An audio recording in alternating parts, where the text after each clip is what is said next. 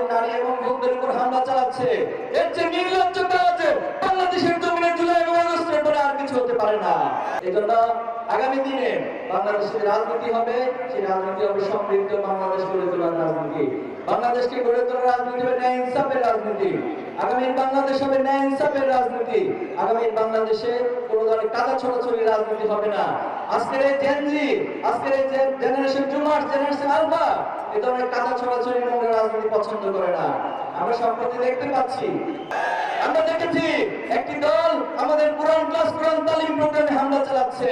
যারা কোরআনের তালিমে, কোরআনের প্রোগ্রামে হামলা চালাবে, মনে রাখবেন এটা আগুন নিয়ে খেলা করার শামিল। আগুন নিয়ে যারা খেলা করে তাদের পরিণতি অতীতও খারাপ হয়েছে, ভবিষ্যতেও খারাপ হবে।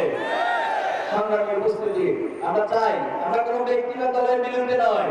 ইসলামী ছাত্র শিবির যারা ন্যায় ইনসাফের পক্ষে কথা বলতে, যারা বাংলাদেশের পক্ষে কথা বলতে, আধিপত্যবাদের বিরুদ্ধে অবস্থান নিতে, ছাত্র শিবির সকল ব্যক্তি এবং দলের পাশে দাঁড়াবে।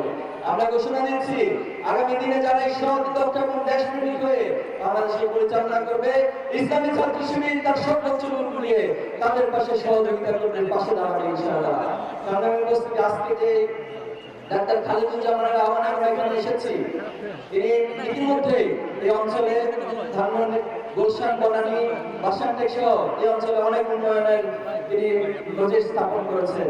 ক্ষমতায় যাওয়ার আগে যারা মানুষের কাছাকাছি যেতে পারে, মানুষকে ভালোবাসতে পারে, যারা মানুষের জন্য এত সেবা করার জন্য সক্ষমতা যাদের আছে, তাদেরকে যদি আমরা আগামী দিনে পার্লামেন্টে পাঠাতে পারি, তাদেরকে নির্বাচিত করে যদি জনপ্রতিনিধি বানাতে পারি, তাহলে নিশ্চয়ই তারা এই রাষ্ট্রের জন্য, এই সমাজের জন্য আরো অনেক বড় ভূমিকা পালন করতে পারবে।